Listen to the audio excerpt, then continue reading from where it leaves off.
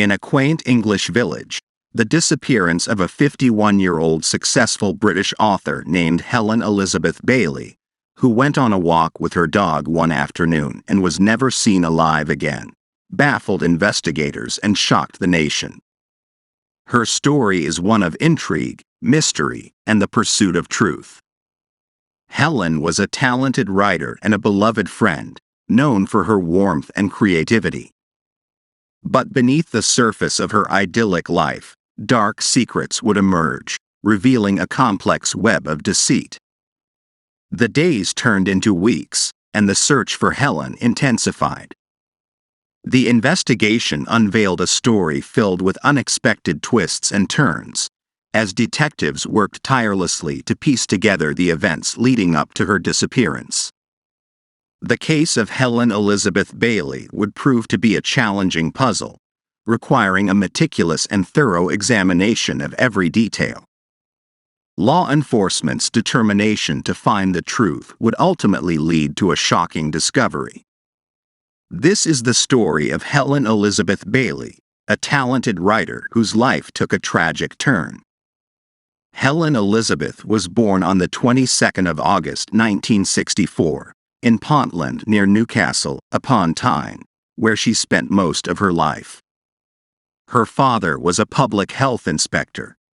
Her passion for writing started when she was very young. She would later write of her experience at Pontland High School. She said while at school, she would sit and stare out of the window, dreaming of anything but lessons. Then she would go home and write pages and pages in her diary of who did what to whom and usually why she wasn't part of it. Her writing was mainly diary entries, consisting of mostly sad things. Growing up, Helen didn't have many friends, leaving her to feel lonely for most of her childhood.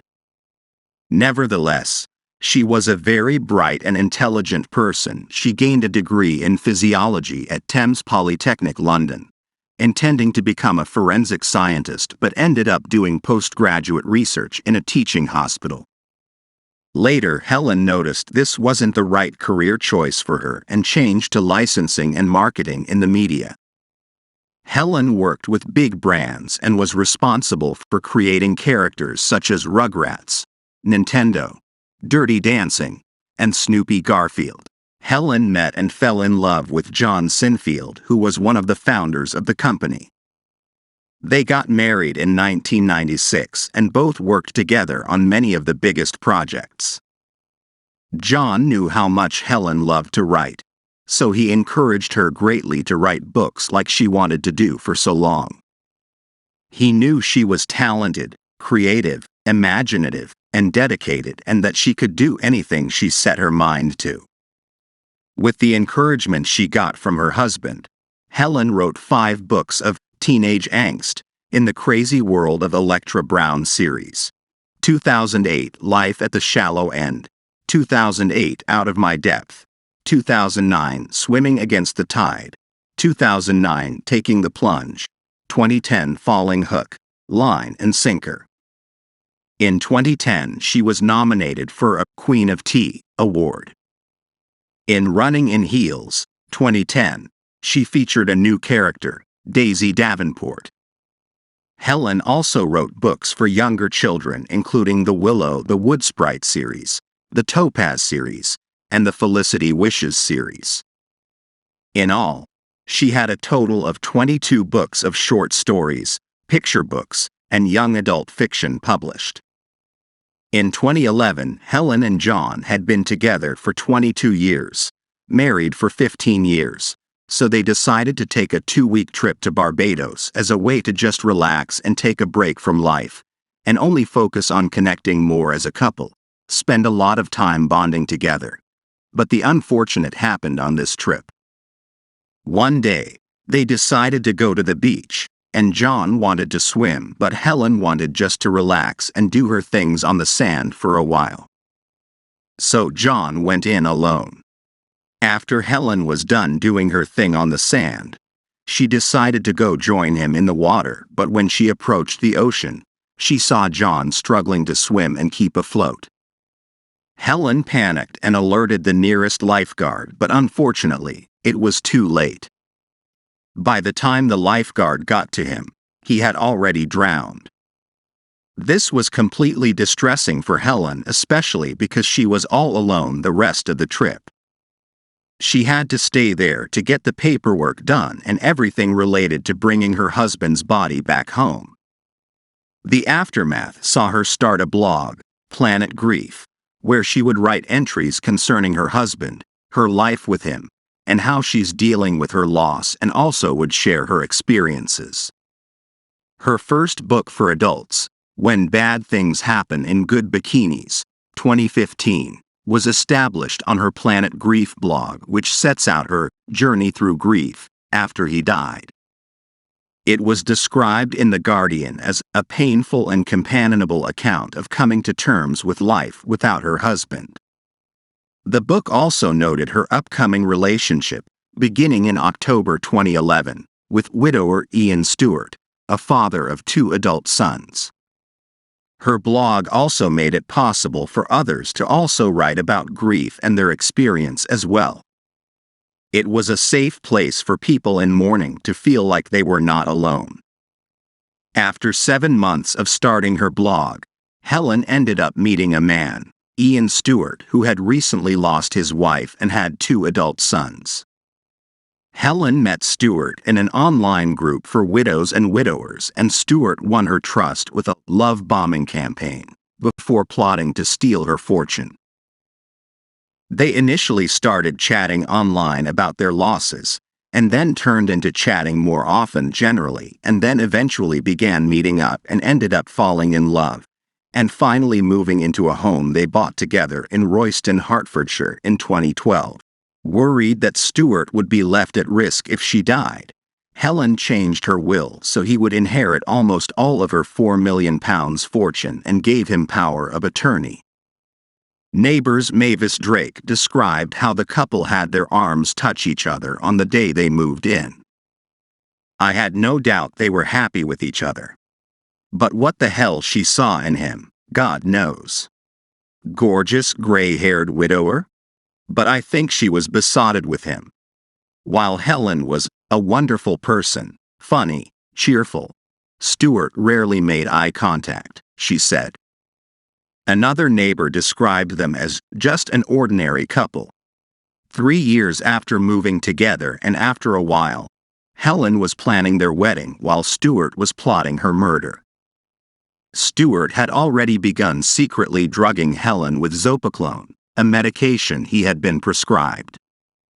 Helen would complain about feeling exhausted and became worried, telling her mother that she had left her beloved dog behind on the beach at Broadstairs, where she had a holiday cottage. Her Google search history revealed, "Why do I keep feeling asleep?" It was this concern and Stewart's fear that it would lead Helen to the doctor that pushed him to carry out his plan. On Monday the 11th of April, Helen spent the whole morning Googling details about Brocket Hell, where she wanted the couple to have their wedding. She emailed her close friend Tracy Stratton, but by midday was not answering calls. On the 15th of April 2016, the police received a phone call made by Stewart reporting his wife Helen as missing. During this phone call, he was acting a bit weird, not being able to answer simple questions about his partner like her eye color, hairstyle, and also birthday. The police showed up at Stewart and Helen's place and inquired from him when was the last time he saw her. He told them that when he returned home on April 11th, he found a note left for him by Helen, telling him that she was going off to their cottage for a while to work on her new book and that she didn't want anyone to bother her. It was later established that she had not been there.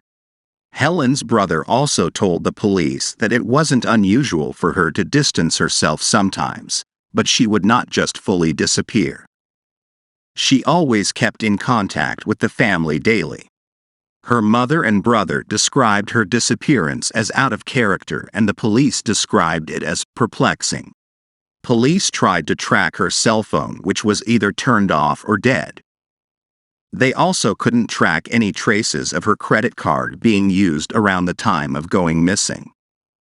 The police checked around with Helen's friends and family to see if she had any reason to want to go missing, and they told them that she was happy and could not see any reason for her wanting to disappear without a word.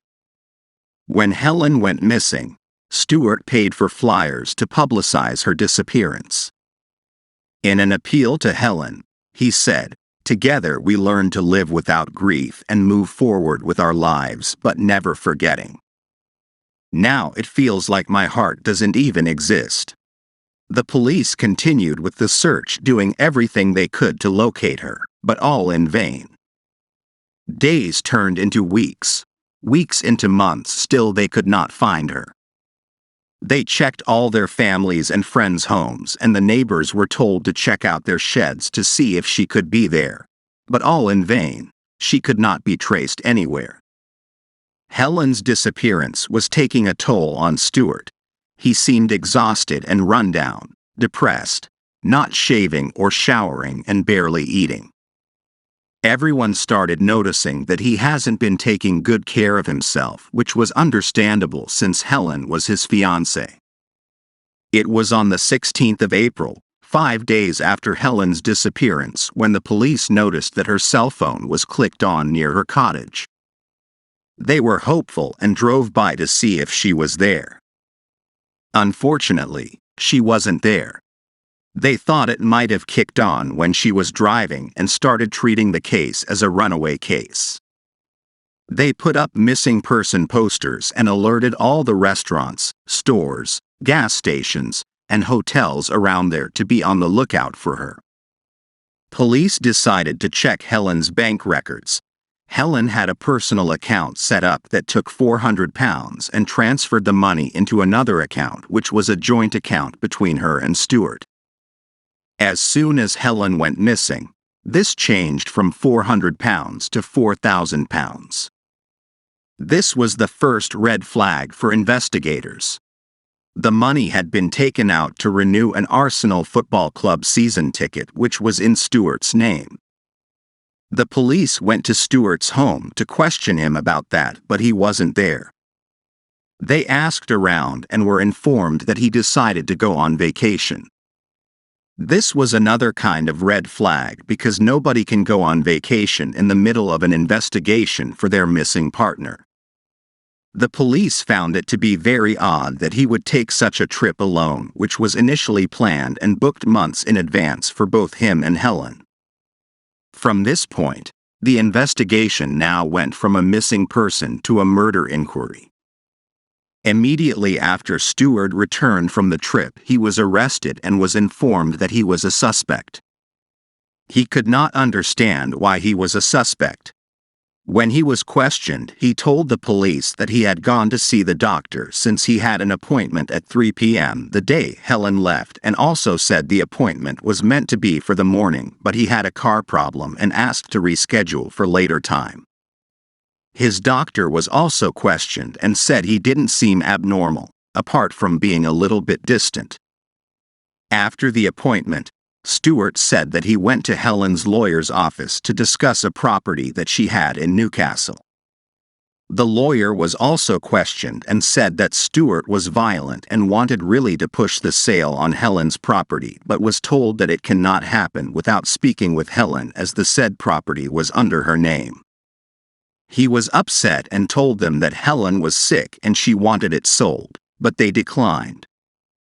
After all this, he went to the dump to dispose of some garbage, and when he got home, Helen and her dog Boris were not around, and that's when he saw her note. Later that night, he went to meet up with one of his sons who had no idea that his father was coming to see him. He just randomly showed up at a place that he knew his son frequents. He said they had a few drinks and also chatted for a while. Stewart told the investigators since he never trusted other people, he had done his search one day, specifically on the 5th day of Helen's disappearance. This was the same day that Helen's phone had clicked on. This added another red flag because it meant that Stewart most likely had her phone on him when he went to check on her. The police had to let Stewart go since they didn't have concrete proof to keep him there, as by the UK laws one is not allowed to hold a suspect for over 96 hours, equivalent to 4 days. The police got the biggest hint when they decided to pull up Helen's will. That hard motive was money. Helen was going to leave any single thing she owed to Stewart. This was the motive that they needed to officially believe that Stewart killed Helen. Nevertheless, it was still not enough hard evidence to sentence him, since they still didn't have a body or anything to officially implicate him.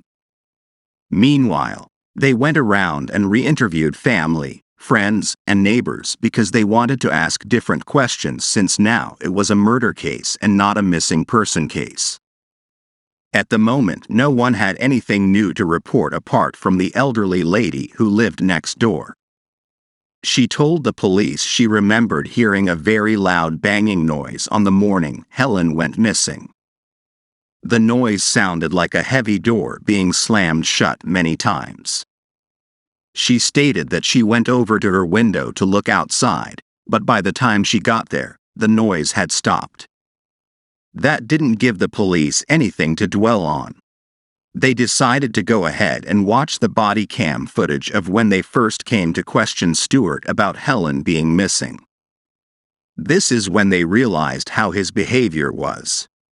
Stewart kept on asking why the garage door was open, who opened it, and did anyone see who was near the garage. He was paying much attention to the garage, which made the police suspect that something had happened there, and he was trying to act like he had no idea what was going on so that no one can suspect him if they find anything. The police did another search of their home. They didn't want to leave any stone unturned. They did it extensively, even going as far as checking the tanks. This search took around 2 days to complete since the house was quite huge. While the water tank was being drained, it was extremely noisy, and this led the elderly lady next door to ask the police what they were doing since it was very late and she was trying to sleep. They told her that they were draining the water tank and it was something they had to do and apologized for the noise. It was when they finally got the hint to finally put this case to rest. The elderly lady informed the police that there was also a septic tank underneath the garage and that they should also check there as well. The police didn't know about anything like a septic tank in the garage. With that information from the elderly lady about the septic tank in the garage, the next morning the police told Stewart to move his car out of the garage, and when he did, they realized that his car had been parked over a big manhole cover the entire time. They removed the cover and began the search for Helen's body, which lasted for 2 hours before finally finding the body along with the body of her dog Boris. Stewart was arrested immediately. The coroner confirmed that the cause of death for both Helen and Boris was suffocation, though they could not ascertain if they were suffocated before and put in the cesspit or if they were put there alive and ran out of oxygen. Nevertheless, they also resolved that Helen had been drugged with sleeping pills, and the specific sleeping pills were prescribed to Stewart but not prescribed for Helen. This kind of information made sense to investigators, as her search history that was checked at the beginning of the investigation showed Helen asking, "Why do I always feel so tired?" They came to realize that Stewart was drugging Helen with the pills for several months. In January 2017, the trial began and Stewart pleaded not guilty even though there was evidence piled up strongly against him. He decided to be his defense attorney, which is a very risky move. During the trial, new information came out about Stewart had known Helen was missing from day one.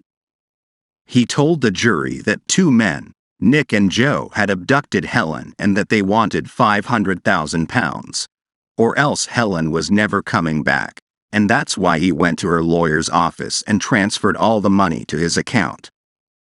He stated that he didn't want to tell the police earlier since he felt that they would hurt Helen if he disclosed. The jury wasn't buying this load of garbage, and the lawyers ended up bringing in two men that Stewart had known at some point in life. One was an old neighbor and the other was from school. He said that they were not the ones who took Helen. Another piece of information came out in court when Helen's brother took the stand.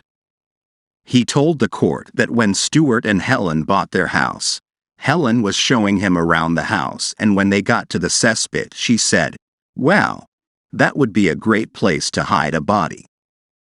She had a dark sense of humor, and she said this while Stewart was around.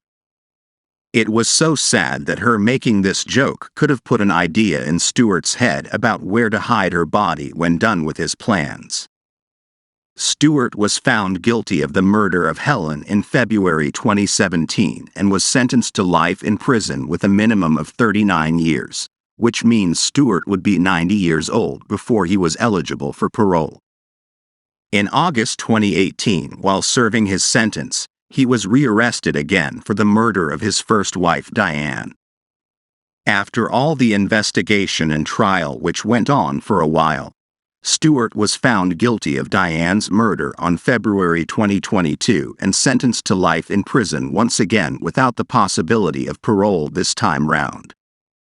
Helen's story has sparked conversations about the importance of vigilance and the pursuit of justice in the face of adversity. Community initiatives and support networks have emerged, dedicated to raising awareness about unresolved cases and ensuring that no one's voice goes unheard. As we remember Helen, we honor her memory by continuing to support efforts for justice, advocating for those who have been silenced, and standing against betrayal and deception. Her legacy serves as a reminder that no one should be denied their right to a safe and fulfilling life. In the end, Helen Elizabeth Bailey's legacy will be one of resilience and determination. May her memory inspire us all to stand up for truth, seek justice, and ensure that every voice is heard, no matter the challenges we may face.